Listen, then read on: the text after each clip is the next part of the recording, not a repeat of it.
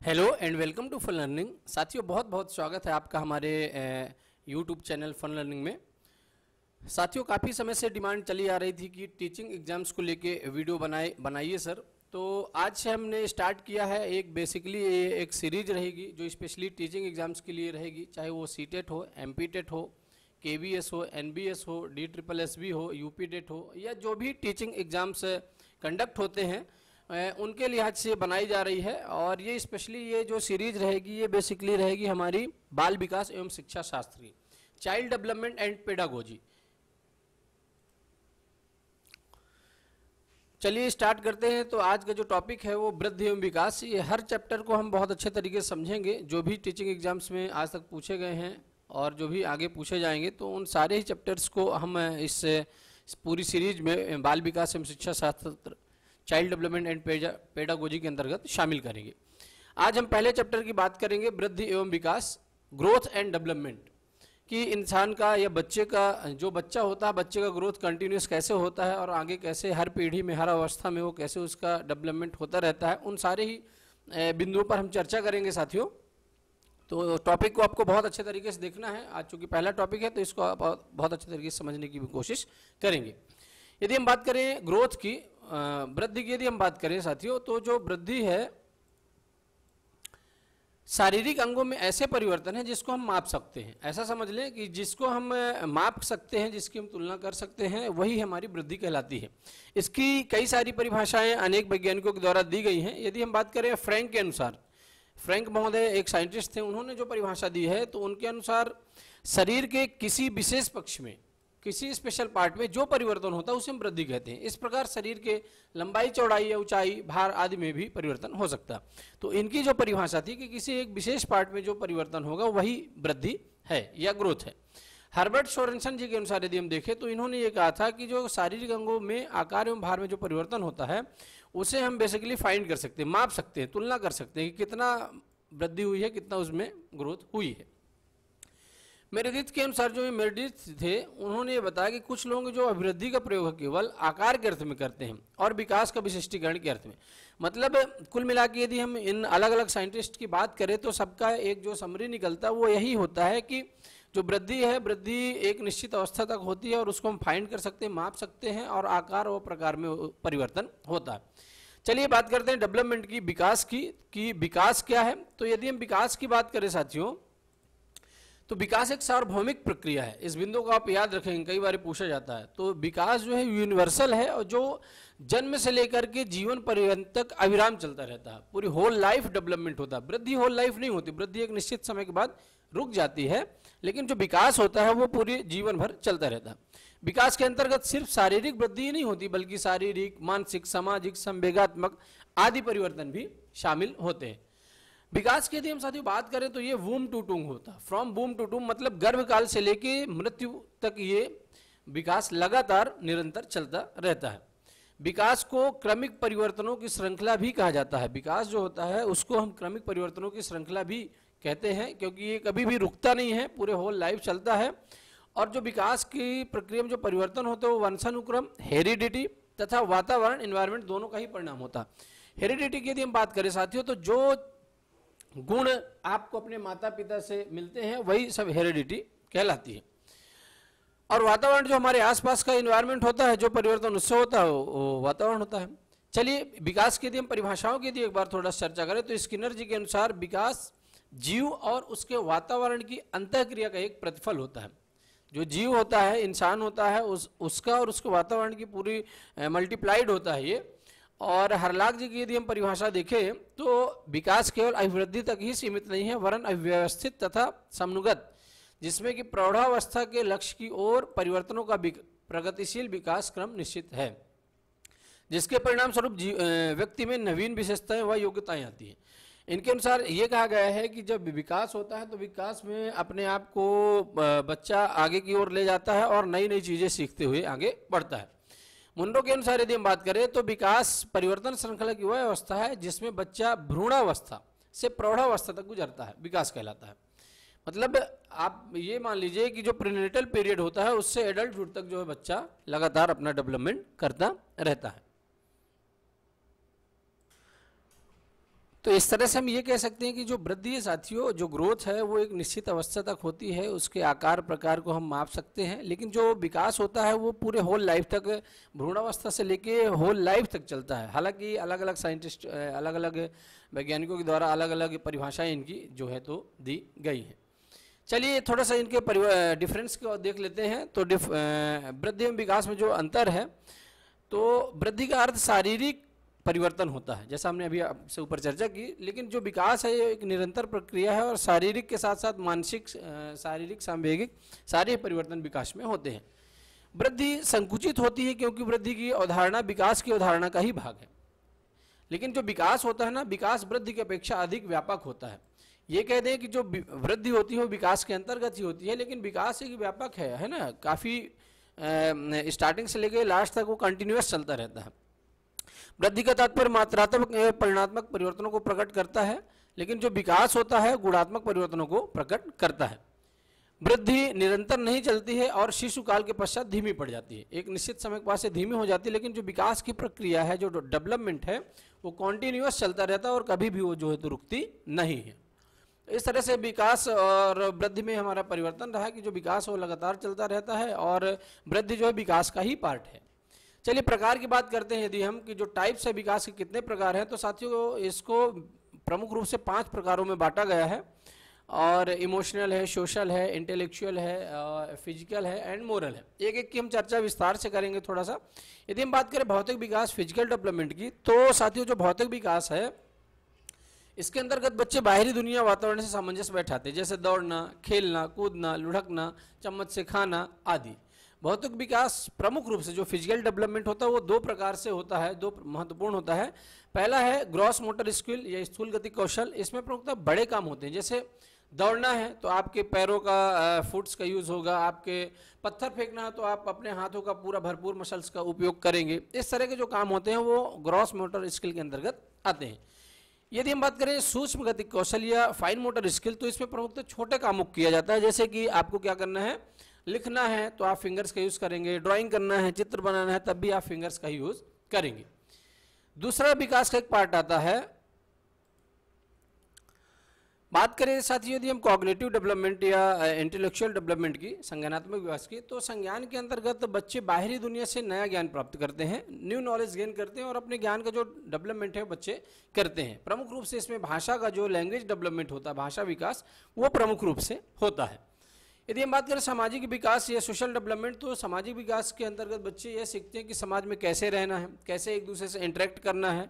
इसमें सबसे पहले जो है तो इनको घर से ही सीखने को मिलता है।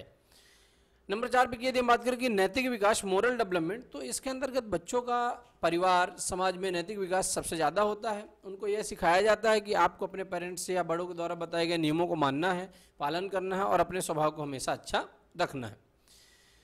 नेक्स्ट है सांवेगिक विकास या इमोशनल डेवलपमेंट, तो इसके अंतर्गत बच्चे अपने संवेगों को प्रकट करते हैं, जैसे हंसना, रोना, गुस्सा होना, उत्साह, डर इत्यादि।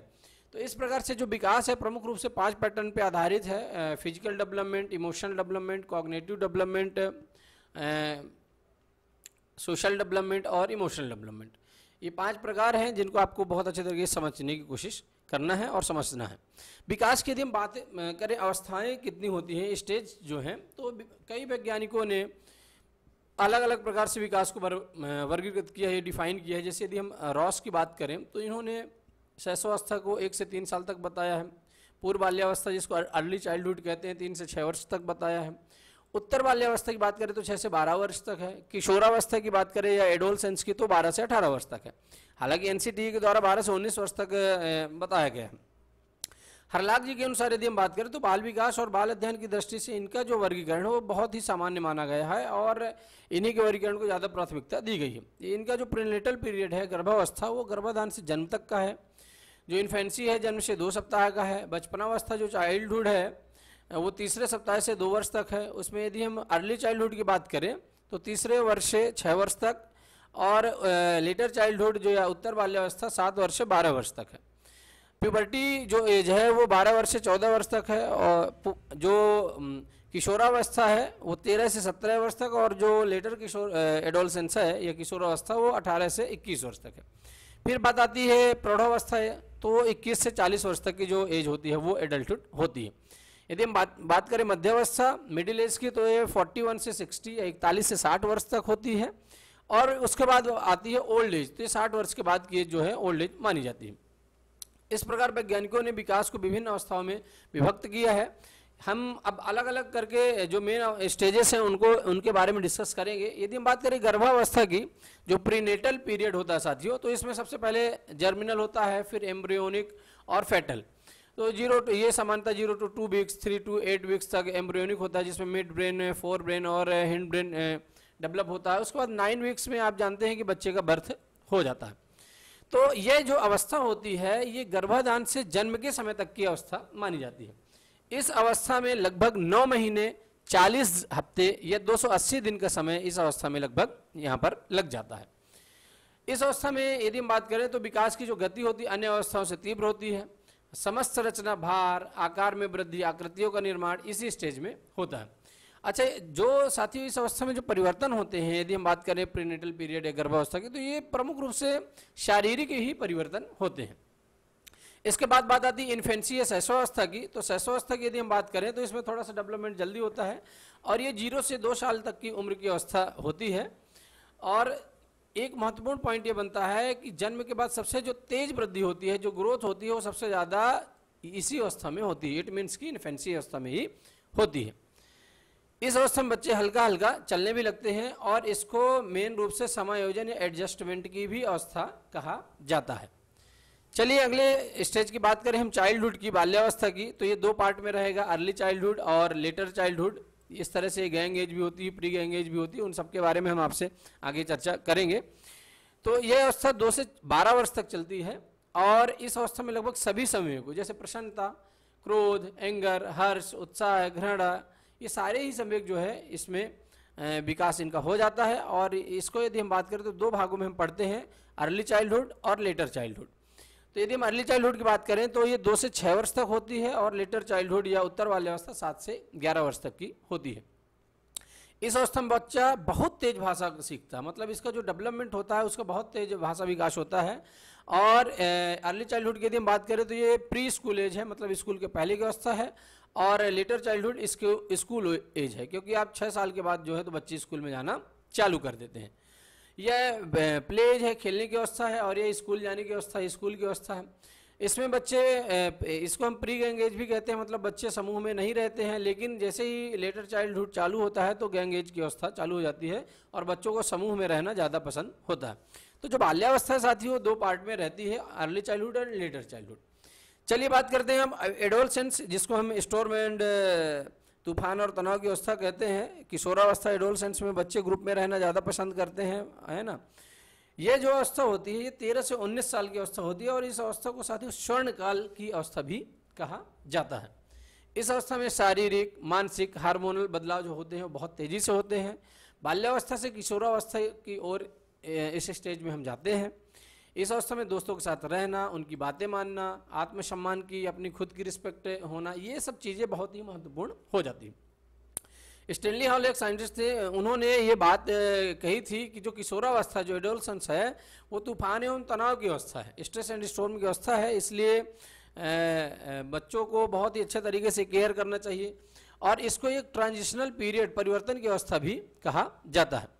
तो इसमें ये कहा गया है कि भाई बच्चों के यदि आप सही तरीके से देखभाल करते हैं तो अच्छी शिक्षा ग्रहण करेंगे, और यदि आप उनको अच्छे तरीके से देखभाल नहीं करते हैं तो बुरी संगति में फंस जाएंगे। इसलिए आपको ये सब चीज़ें जरूर ध्यान में रखना है और बच्चों को अच्छे तरीके से पालन पोषण करता है। किशोरावस्था के बाद साथियों एडल्टहुड आ जाती है, जो 21 से 40 साल की होती है। उसके बाद मिडिल एज 41 से 60 वर्ष, तथा अंतिम में वृद्धावस्था आती है। वृद्धावस्था को साथियों हास की अवस्था भी कहते हैं, मतलब इसमें लॉस होने लगता है और इस अवस्था में शारीरिक और मानसिक क्षमताओं का हास बहुत तेजी से होता है और स्मरण शक्ति, जो मेमोरी पावर भी है, वो भी धीरे धीरे कम होने लगती है। तो ये महत्वपूर्ण स्टेजेस हैं जो अक्सर एग्जाम में पूछे जाते हैं। आपसे पूछा जाता है कि किशोरावस्था की एज क्या है, शैशवावस्था की एज क्या है, ये सब चीज़ें आपको ध्यान में रखना। अच्छा, जो विकास है उसको जो फैक्टर्स हैं वो कौन कौन सा इफेक्ट करते हैं, आइए इनके बारे में हम चर्चा करते हैं। तो जो वंशानुक्रम होता है, जो हेरिडिटी होता है, सबसे ज़्यादा आपको हेरिडिटी प्रभावित करता है। प्राणी का जो रंग होता है, रूप होता है, लंबाई, चौड़ाई, बुद्धि, तर्क, स्मृति आदि, जो इनका जो डेवलपमेंट होता है वो हेरिडिटी के ही कारण होता है। डिंकमेयर जी ने ये बताया था 1965 में कि वंशानुगत कारक बालक में जन्मजात होता है, मतलब ये जो होते हैं ये लाइफ में शुरू से ही होते हैं और ये बच्चों के विकास को बहुत ही तेज़ी से प्रभावित करते हैं, इसलिए ये महत्वपूर्ण फैक्टर होता है एक विकास को प्रभावित करने में। और जो इनका जो वंशानुक्रम निर्धारित होता है वो माता ग्रस्त तथा पिता के वीर करोड़ों से बालक का जो वंशानुक्रम होता है वो मोस्टली डेवलप होता है। यदि हम इन्वायरमेंट की बात करें कि ये कैसे अफेक्ट करता है, तो सभी बाह्य परिस्थितियाँ जो हैं तो सम्मिलित होती हैं इन्वायरमेंट में, और बालक के जो घर का जो प्रमुख रूप से इन्वायरमेंट होता है उसके विकास को बहुत ही तेज़ी से वो प्रभावित करता है।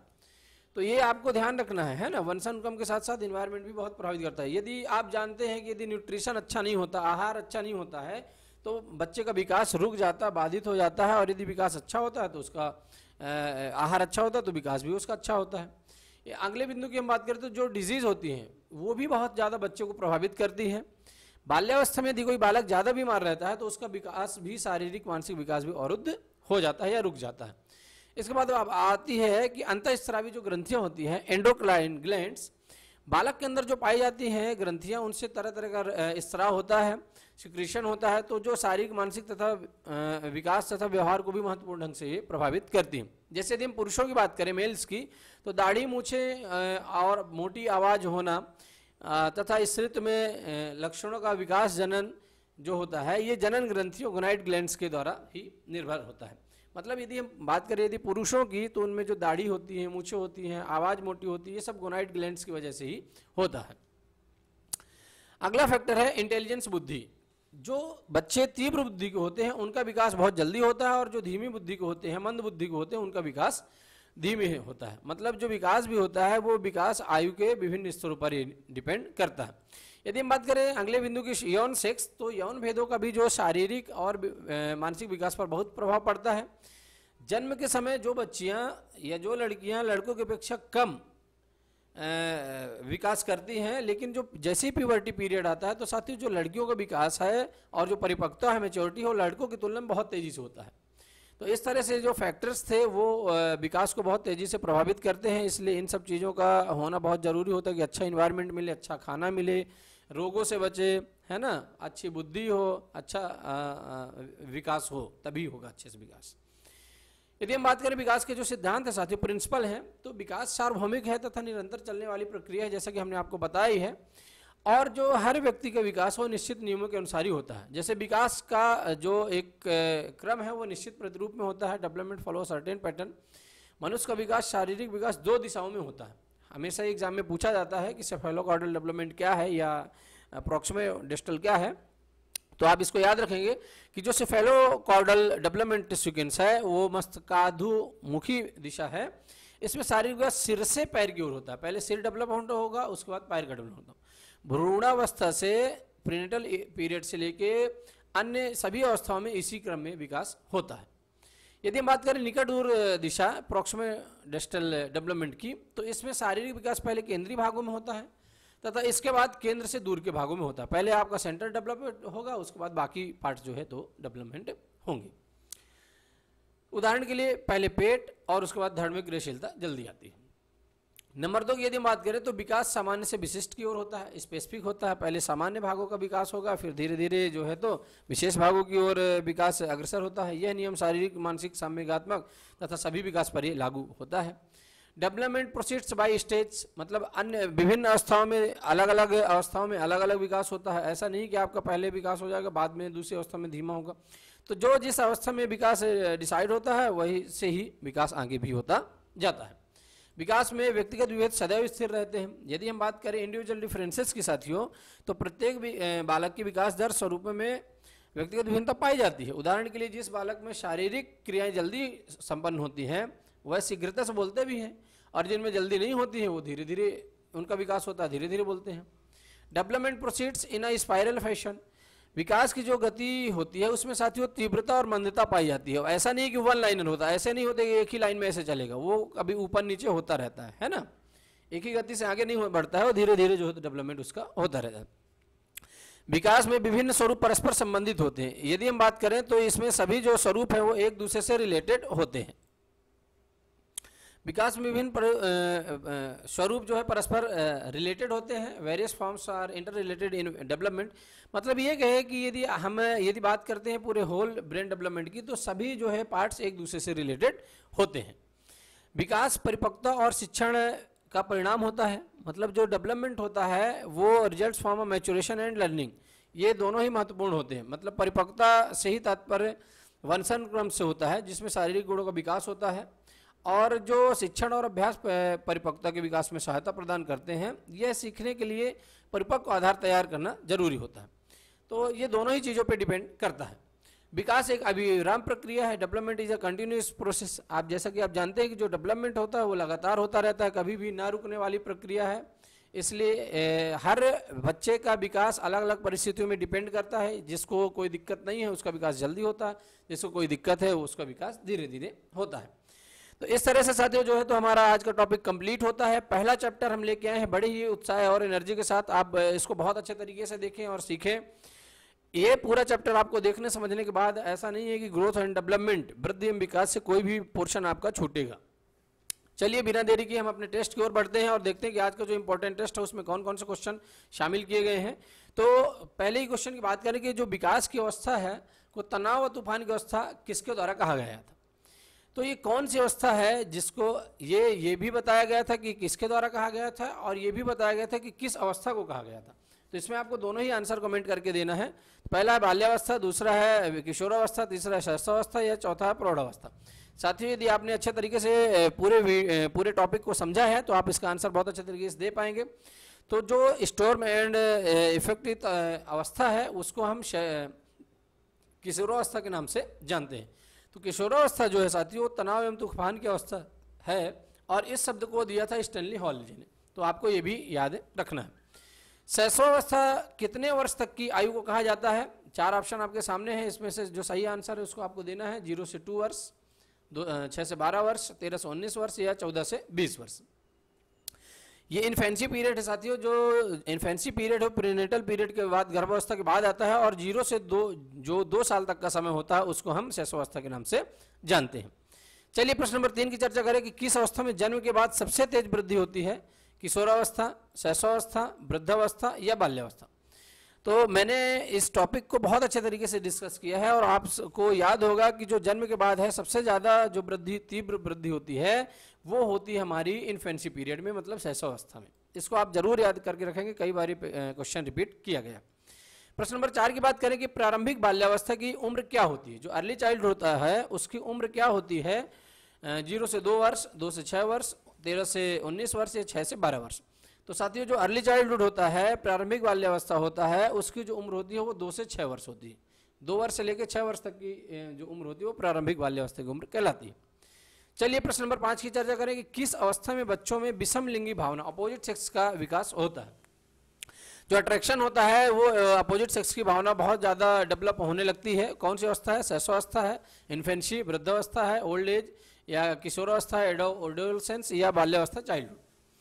तो साथियों जैसा आप जानते हैं कि जो 13 से 19 वर्ष या 12 से 18 वर्ष की जो एज होती है उसको हम एडोलसेंस के नाम से जानते हैं, और इसी अवस्था में जो है तो बच्चों का एक दूसरे के अपोजिट सेक्स का रेशियो बहुत ज़्यादा होता है।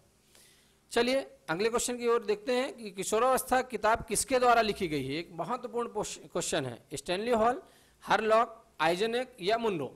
तो साथियों जो किशोरावस्था या एडोलसेंस है वो बुक लिखी गई है स्टैनली हॉल जी के द्वारा, और इन्होंने ही बताया था कि ये जो अवस्था है तनाव एवं तूफान की एक अवस्था होती है। प्रश्न नंबर 7 की हम चर्चा करें कि मस्तकाधोमुखी विकास क्रम में विकास होता है, जिसको हम सेफेलोकॉर्डल भी कहते हैं। उसमें विकास कहाँ से होता है। पैर से सिर की ओर, सिर से पैर की ओर, केंद्र से दूर के भागों में, या दूर के भागों से केंद्र की ओर। तो साथियों आपको याद होगा कि जो मस्तकाधोमुखी या सेफेलोकॉर्डल डेवलपमेंट सीक्वेंस है उसमें जो विकास होता है वो सिर से पैर की ओर होता है। पहले सिर डेवलपमेंट होगा, ब्रेन डेवलपमेंट, उसके बाद पैरों का डेवलपमेंट शुरू होता है। प्रश्न नंबर 8 की चर्चा करेंगे किसके अनुसार वंशानुगत कारक बच्चे में जन्मजात होते हैं। ऑप्शन है आइजनेक, मुनरो, डिंकमेयर, या हरलॉक। तो हमने परिभाषा में देखा था वंशानुक्रम की कि जो डिंकमेयर साहब हैं इन्होंने 1965 में ये बताया था कि जो वंशानुक्रम कारक है वो जन्मजात किसी भी बच्चे में कैसे होते हैं, वो जन्मजात होते हैं। इसलिए इस बिंदु को आप जरूर याद रखें। प्रश्न नंबर 9 की चर्चा करें साथियों कि प्राणी का रंग, रूप, लंबाई, स्मृति, बुद्धि आदि किसके द्वारा निर्धारित होती है। तो ये आप समझ गए होंगे कि इसका जो सही आंसर है वो वंशक्रम है या हेरिडिटी है। ऑप्शन और भी है लेकिन इसका जो सही आंसर है वो यही है। और इस टॉपिक का आखिरी प्रश्न है कि गर्भकालीन अवस्था कितने समय की होती है। 240 दिन, 300 दिन, 270 दिन, 270 या 80 दिन और 210 दिन। तो जो प्रीनेटल पीरियड होता है साथियों, जो गर्भकालीन अवस्था होती है वो 280 दिन, 270 से 280 दिन की होती है। अप्रॉक्स 40 वीक्स की होती है। यदि हम सप्ताह में बात करें तो लगभग 40 सप्ताह की ये अवस्था होती है। और मंथ्स में यदि हम बात करें तो लगभग 9 मंथ्स की ये अवस्था होती है। तो ये मैंने आपको टॉपिक अच्छे तरीके से ऊपर डिस्कस किया हुआ था। ठीक है, तो ये आप याद रखेंगे। तो इस तरह साथियों जो आज का हमारा पहला चैप्टर था ग्रोथ एंड डेवलपमेंट, वृद्धि एवं विकास, वो पूर्णतः कंप्लीट होता है। और उम्मीद करते हैं कि आपको ये हमारी जानकारी पसंद आई होगी। बहुत अच्छे तरीके से आपने क्वेश्चंस को समझा होगा, टॉपिक को समझा होगा और इन क्वेश्चंस का आंसर लगाया होगा। हमारा साथियों जो आज का प्रश्न है कि सामान्यतः किशोरावस्था की उम्र क्या होती है। बहुत ही सिंपल सा क्वेश्चन है। आपने यदि वीडियो को अच्छे से देखा तो इसको आप आंसर दे पाएंगे। इसका आंसर आपको हमको कमेंट करके बताना है। और कोई भी बिंदु यदि आपको समझ में नहीं आया तो आप उसको कमेंट करके आप अच्छे से पूछ सकते हैं। हम आपको बिल्कुल ही उसका जवाब देने की कोशिश करेंगे। साथियों हमारा टॉपिक पसंद आए, जानकारी पसंद आए तो आप हमारा सोशल मीडिया हैंडल्स को भी ज्वाइन कर सकते हैं। फेसबुक में फन लर्निंग पेज हमारा ज्वाइन कर सकते हैं, इंस्टाग्राम में अनूप कुमार 1112 और टेलीग्राम चैनल को भी आप ज्वाइन कर सकते हैं। उम्मीद करते हैं कि आपको हमारी जानकारी पसंद आई होगी, मेहनत पसंद आई होगी। जानकारी पसंद है तो आप हमारे वीडियो को लाइक, शेयर और सब्सक्राइब जरूर करें। अपने दोस्तों को जरूर शेयर करें और जो भी टीचिंग एग्जाम्स की प्रिपरेशन कर रहे हैं उनको कंप्लीट अच्छे तरीके से ये जानकारी बांटें। चलिए फिर मिलते हैं एक और इंटरेस्टिंग मज़ेदार वीडियो के साथ अगले वीडियो में। Be always positive and thank you.